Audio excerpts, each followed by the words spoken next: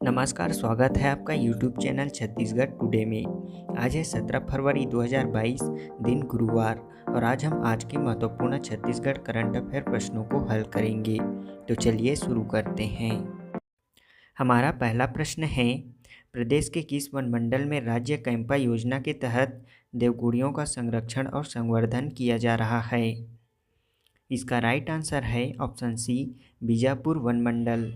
राज्य सरकार के वन विभाग द्वारा राज्य के सुदूर वनांचल में वनवासियों के आस्था का केंद्र देवगुड़ियों का संरक्षण एवं संवर्धन किया जा रहा है। प्रदेश के बीजापुर वन मंडल अंतर्गत वर्ष 2018-19 से लेकर वर्ष 2020-21 तक 63 देवगुड़ियों में संरक्षण एवं संवर्धन कार्य अंतर्गत उनके बाउंड्री वाल तथा चैन लिंक फेंसिंग इत्यादि कार्य कराया गया है। यहाँ देवगुड़ियों के संरक्षण एवं संवर्धन से स्थानीय वनवासियों के विश्वास तथा आस्था को मजबूती मिली है, जिससे स्थानीय वनवासी वन विभाग को अवैध कटाई, अतिक्रमण पर रोकथाम सहित अग्नि सुरक्षा आदि के कार्यों में वनों के विकास के लिए परस्पर सहयोग प्रदान करने में जुटे हैं। बता दें कि बीजापुर वन मंडल जनजातीय बाहुल्य क्षेत्र है।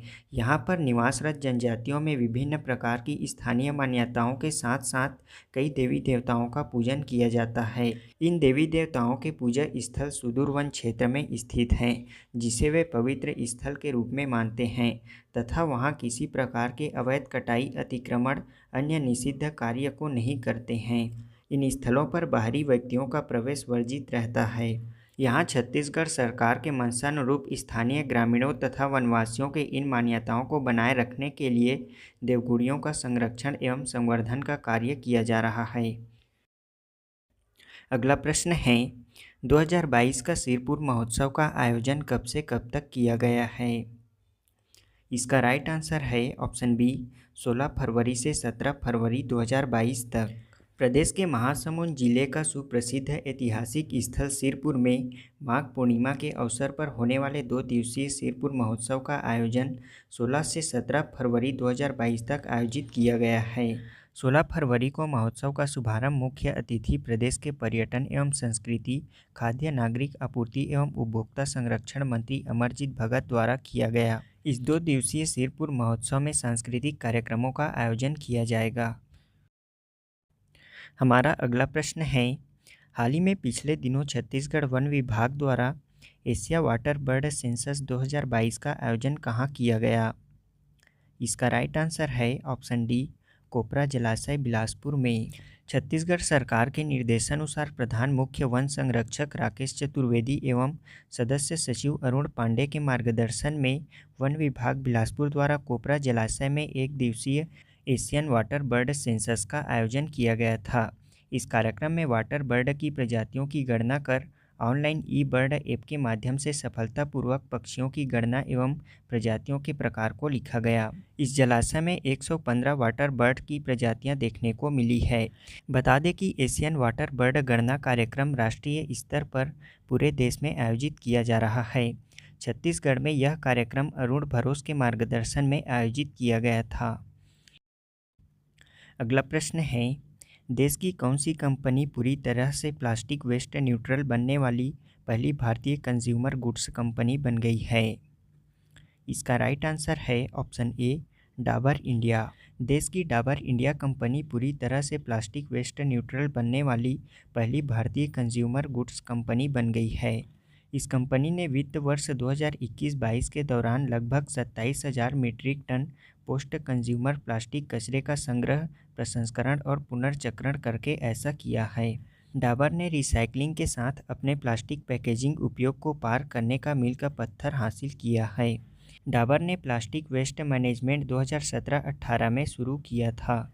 डाबर ने घरेलू प्लास्टिक कचरे के प्रबंधन के बारे में सामुदायिक जागरूकता बढ़ाने के लिए हिमाचल प्रदेश में एक नया पर्यावरण बचाओ अभियान शुरू करने की भी घोषणा की है।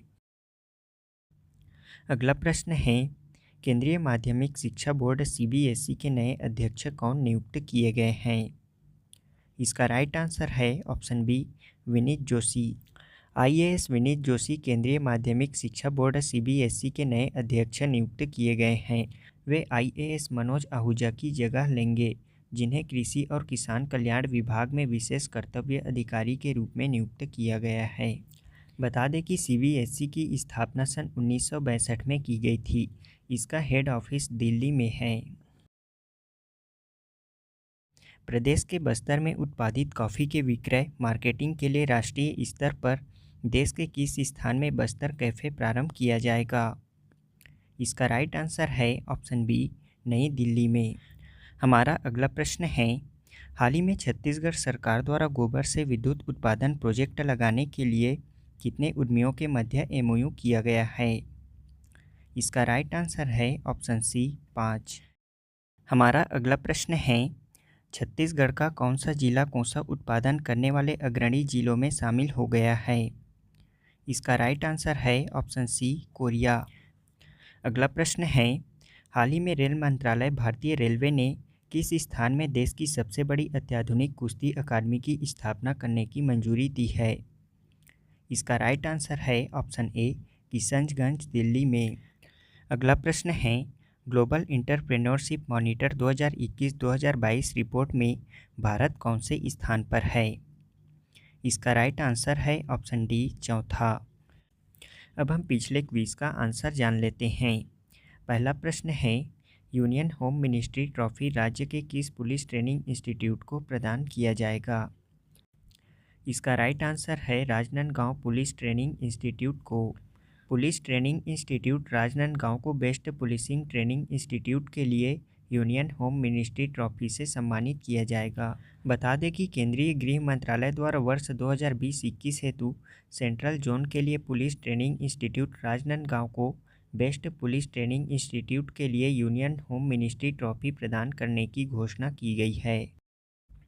अगला प्रश्न है, एशिया बुक ऑफ रिकॉर्ड्स में दर्ज सुनो रायपुर किस तरह का अभियान है?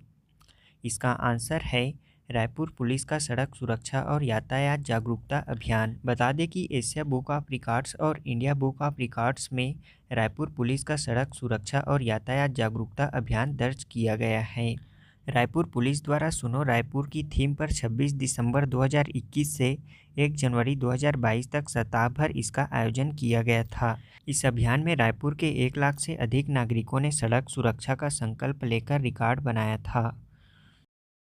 अगला प्रश्न है, प्रदेश के किन किन स्थानों में माघ पूर्णिमा पर मेले का आयोजन किया जाता है? इसका आंसर है राजिम का मेला, सिरपुर का मेला, शिवरी नारायण का मेला और दामाखेड़ा और कुदुरमाल का मेला। ये मेले माघ पूर्णिमा से प्रारंभ होकर महाशिवरात्रि तक चलते हैं। राजिम का मेला महानदी पैरी सोढ़ूर त्रिवेणी संगम पर आयोजित होता है। यहाँ प्रसिद्ध राजीव लोचन मंदिर में भगवान विष्णु की प्रतिष्ठित मूर्ति है। यहाँ संगम के मध्य में कुलेश्वर महादेव का विशाल मंदिर भी स्थित है। इसे छत्तीसगढ़ के प्रयाग के नाम से जाना जाता है। सिरपुर का मेला भी महासमुंद जिले में महानदी के तट पर सिरपुर में आयोजित किया जाता है। इसे प्राचीन काल में श्रीपुर के नाम से जाना जाता था। यहाँ प्रसिद्ध लक्ष्मण मंदिर स्थित है। इस मंदिर का निर्माण सोम अथवा पांडु वंश के शासनकाल में वाष्टा देवी द्वारा करवाया गया था। यह मंदिर भगवान विष्णु को समर्पित है, जिसे नागर शैली में बनवाया गया था। अगला है शिवरी नारायण का मेला। यह जांजगीर चांपा जिले में महानदी शिवनाथ और जोंक नदी के त्रिवेणी संगम पर आयोजित होता है। हमारा आज के क्विज का पहला प्रश्न है, सिरपुर महोत्सव का प्रारंभ कब से किया जा रहा है?